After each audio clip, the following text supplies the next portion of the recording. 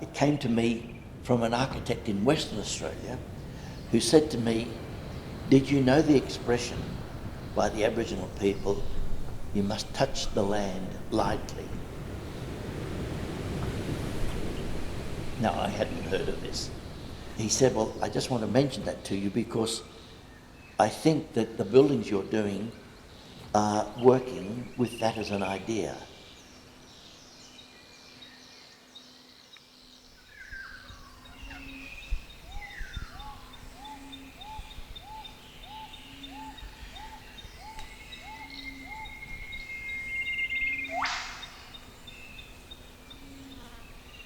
In this particular site, beautiful rocks coming down the hillside, remarkable eucalypt forests, a whole range of trees that are so beautiful, large trees. But we then soon discovered that between these rocks was a passage where the Aboriginal people used to come and be able to get down into the valley to negotiate the escarpment and be able to move through this site and then down into the valley. And so the house then started to realise the importance of the pattern of movement through the landscape.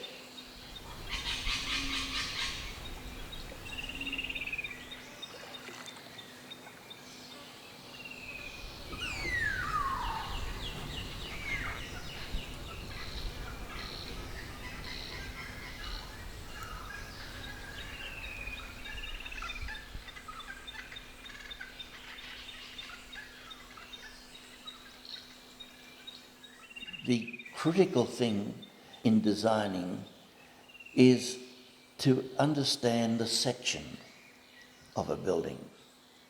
For example, if you take an onion, a vegetable onion, and you cut it horizontally, all of a sudden you see it's a lot of rings. But you don't quite know what's happening with those rings until you cut it vertically. When you cut it vertically, you can see what's happening. So to take an onion and cut it vertically and horizontally, you understand what the vegetable is about. When you take architecture and you cut it vertically and horizontally, you understand what it's about. Now, that vertical section and horizontal section allows you to start manipulating those spaces in a way that is inclusive of bringing sunlight in, of bringing wind in, of bringing light in, or excluding it.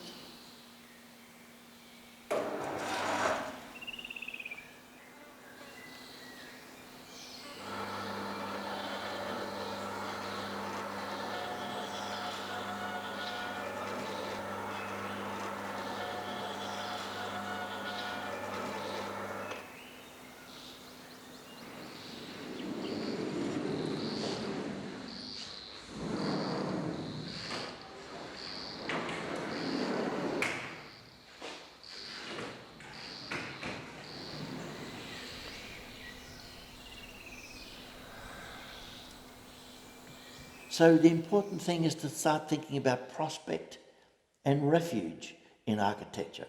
That ability to look out for prospect, not quite sure how far you can see out or what it lies beyond.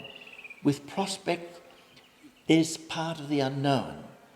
Associated with the unknown is the importance of refuge, to take refuge, to be able to sit and have your back into a corner to be able to look out into the landscape.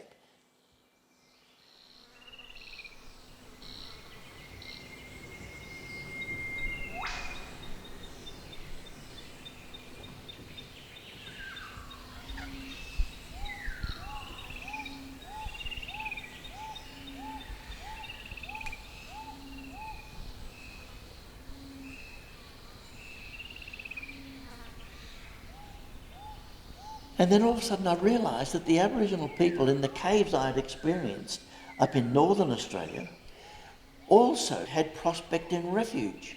And the Aboriginal people never came up from the bottom. They always came around the edge and moved into the space this way. So you never entered front on, as we often do in the formal way as European. When you think of many buildings, like town halls and civic buildings, they're all entered on the centre line of the buildings. The Aboriginal people always came slid in on the edge. And so you can enter the house and take refuge or continue on into the landscape.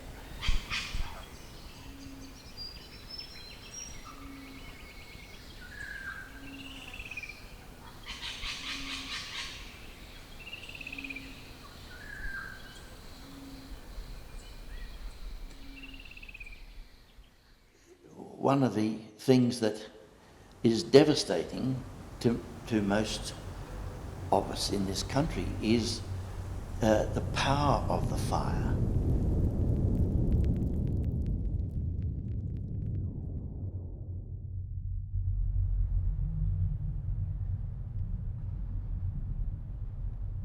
Of course, our flora has developed through the occupation of Aboriginal people here for 50, 60,000 years. The fire stick technology, where they burnt all the time to actually, it was also not only renewing, but it was a form of farming.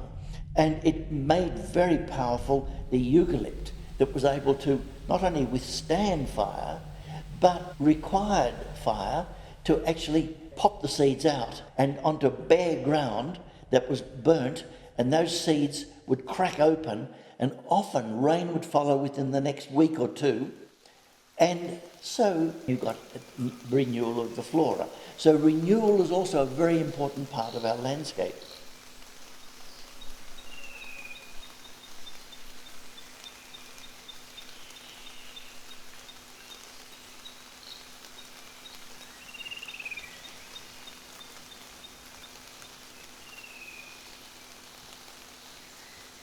And when I'm in a very severe fire zone, I have very little flammable material external.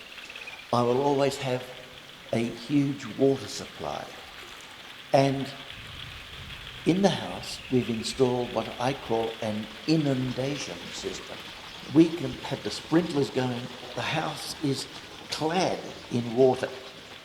The fire can come around, and the house, 90% certain, would be saved.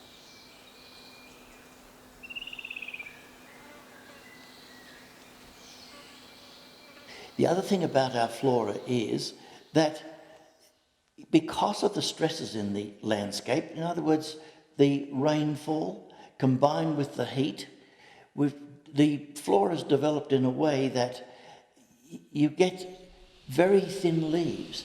Now, the consequence of that, of course, is that there is more sun that comes through, so you get a dappled shade. It's a very, very beautiful, luminous shade.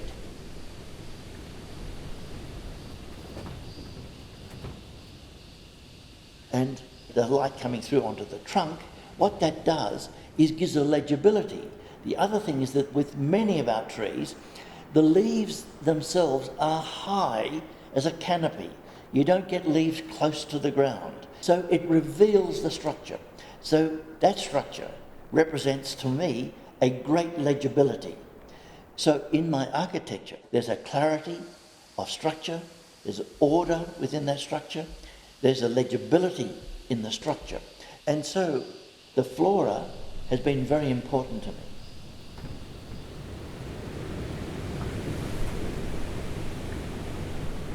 And the great strength from coming out of the ground and to the delicacy of the edges.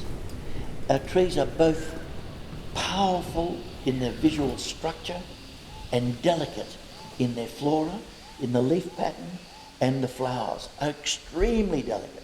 And so it's influenced me very powerfully in the architecture.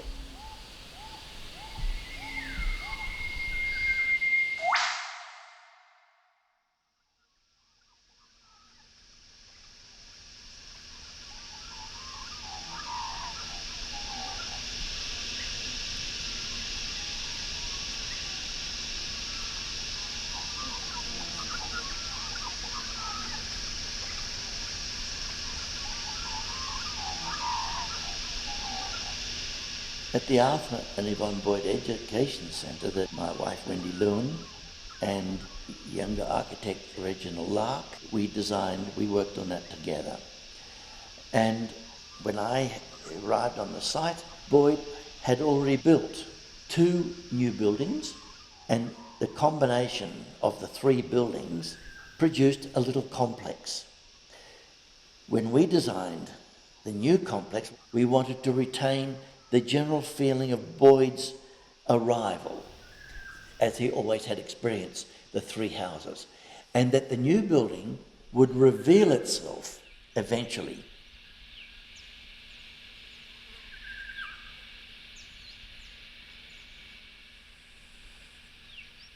The important thing was that the Arthur Boyd was one of the great painters of Australia. And from the outset in the design process, we recognised the importance of designing a building that needed to be commensurate with the quality of Boyd's work.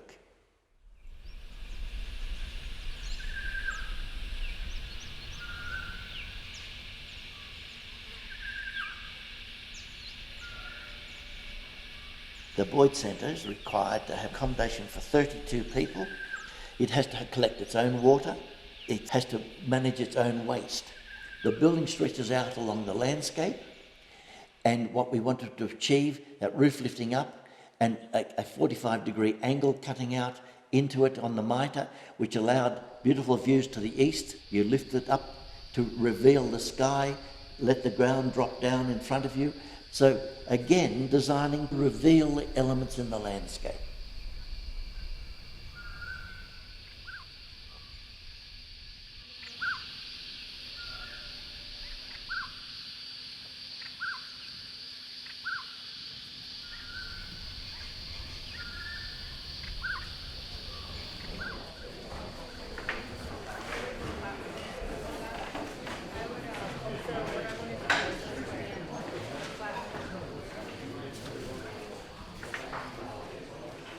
I also believe that a building shouldn't be such that it's demanding your attention. The building should be the background to your life. It should allow your life to be comfortable in the sense of being able to relax and remove from the stresses. And so I love an architecture that's strong, but also quiet.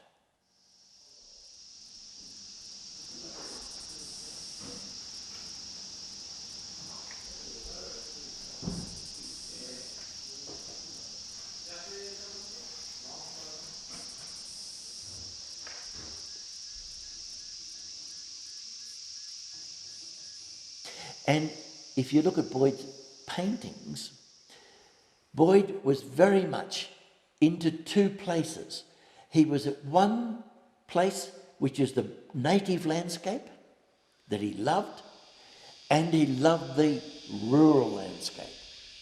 And so he lived in Australia for 5 months a year, and he lived in England in the countryside for 5 months a year. So the Boyd Centre is designed so that when you walk along the access way, you thrust one part into the native landscape, then as you come to another framed area, is the cultivated landscape. So he bought a property in Australia that had both as well.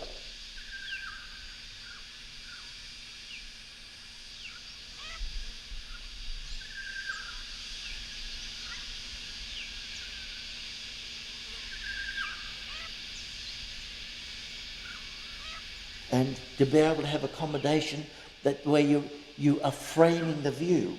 So at every bed level there is a window so the kids can just sit there and look out to the view, and you'll see there's a frame around it. So you're framing the views like you frame a painting.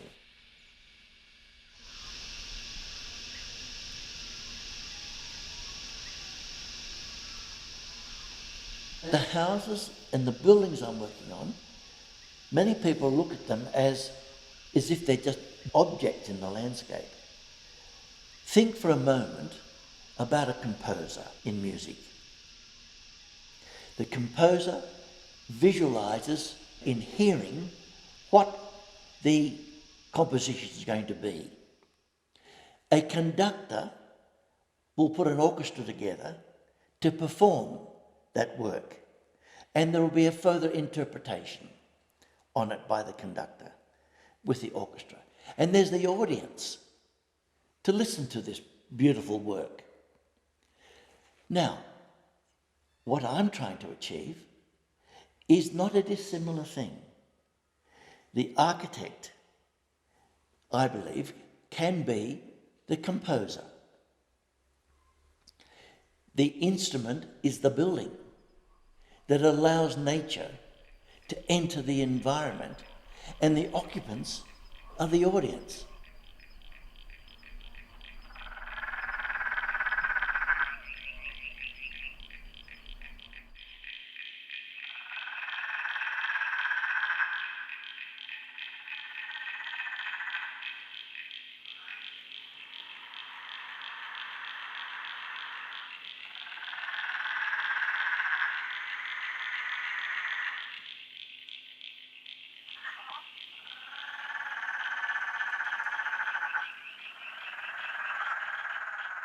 I love that as a notion, taken a little too far at the moment in this house, where the frogs are so loud that you can't sleep. But it's fantastic to think that I have created a place here for nature to start to develop in the most phenomenal way. There are 3 to 4 different types of frogs now in here that are extraordinary, and the sounds are amazing sounds.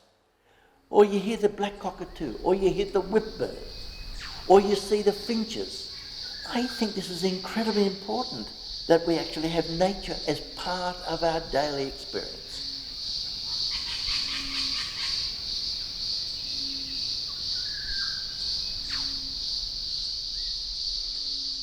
They're good grippers.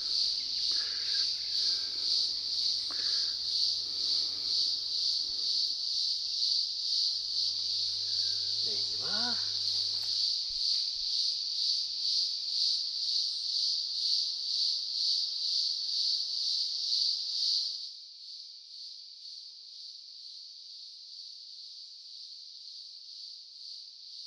There is a very big difference between the words simplicity and simplistic. Simplicity contains complexity. Simplicity is the other face of complexity. For example, if you make a beautiful stock in cooking, it comes from all the flavours of the food boiled down to a cupful.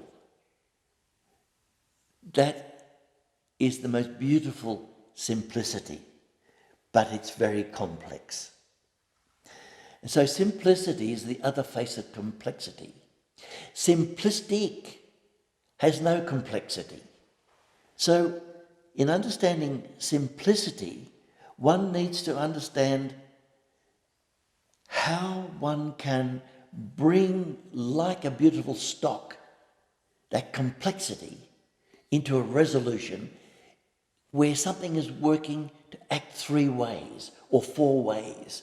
For example, those blades not only give you the collection of the winds, but because they're facing east, they also give you balanced light.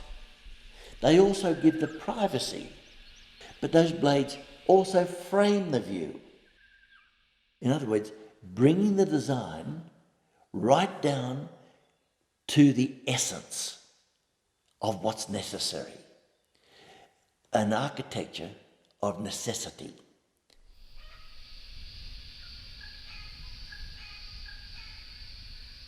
It's about structure. It's about materials. It's about how you put them together. It's about space. It's about light. It's about really important issues for the human spirit, to be able to appreciate nature, to feel the qualities of nature. Read the importance of nature to our health, to our intelligence, to the importance of a child. These are really important issues for our species. This is actually essential stuff. And I'm interested in what is essential. And out of the essential, I'd love to think that you structure the junction of the poetic and the rational. They must come together, not separate. They must be together.